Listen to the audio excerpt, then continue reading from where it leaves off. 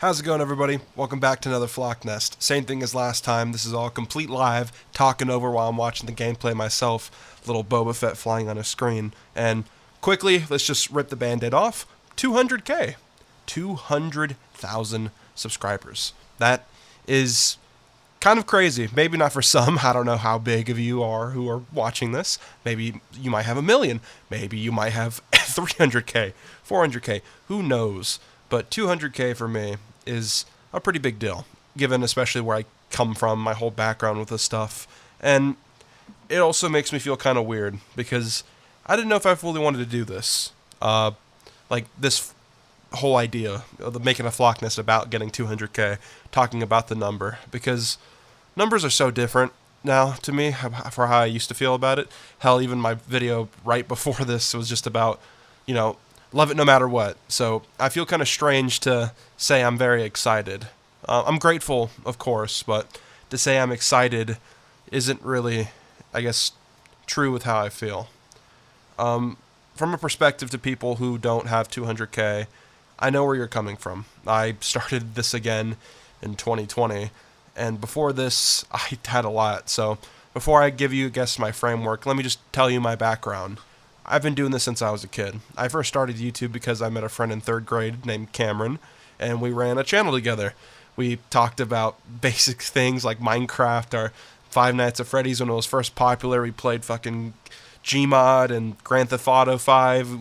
We did anything. And then after we split apart a little bit just by age and moving schools, I tried again in 2016 with like this really bad commentary channel. I was watching a bunch of Pyro at the time, and then Zaptai and fucking Colossal is Crazy, all these people who I wanted to be like, and I was trying to mimic them.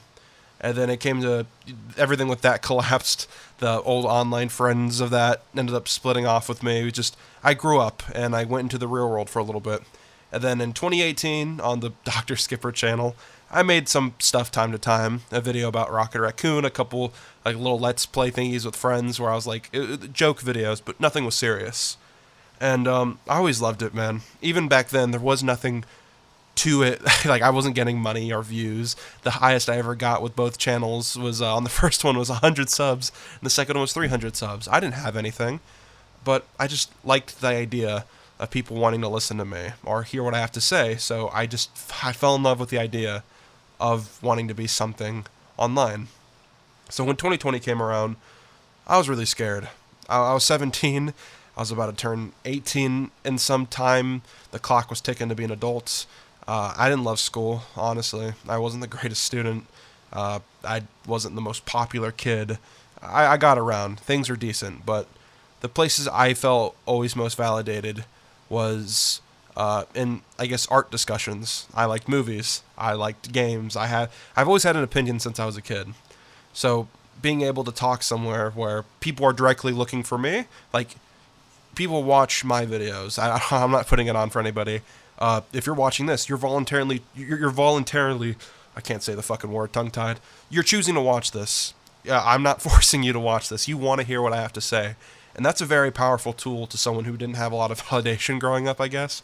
And man, I think about stuff like that. And beginning in 2020, those early days of uploading weekly, of trying to get better, of trying to learn metadata and trying to learn how thumbnails work, there's a lot of people around me, and a lot of friends' circles are kind of ghost towns now. Even down to 2016, people gave up. People got disencouraged. They thought it could never be them. And I don't know why, but I always had a sense of delusion, I guess, that that's not me. I can make it work. And I just kept that delusion, that self-faith so strong, and made me where I am now here today at 200K.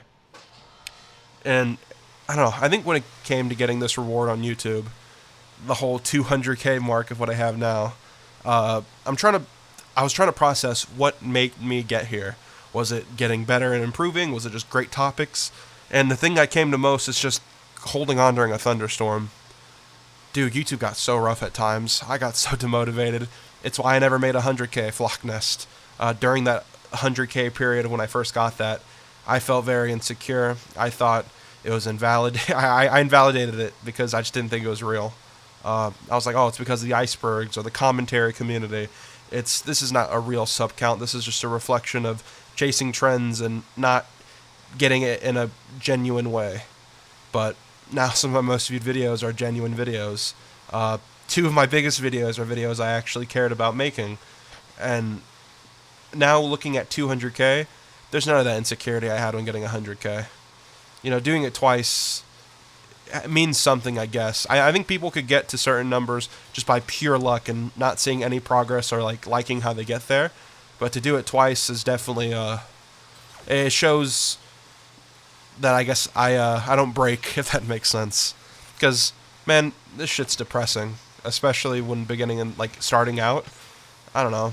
I was a shut-in. I'd flake on plans and sit in my bedroom and just edit and question what the fuck was this all for. And I just kept holding on during that thunderstorm, and I guess it worked out. I still have problems now. That, you know, things aren't solved. Rome wasn't built in a day, but man, I'm just so, I guess, proud in a way of just where I came from. And it's not because I have some magical number. I was always going to get there.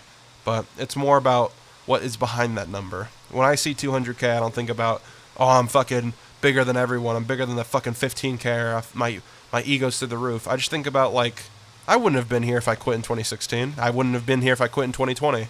You never know what the fuck is around the corner. So just don't stop.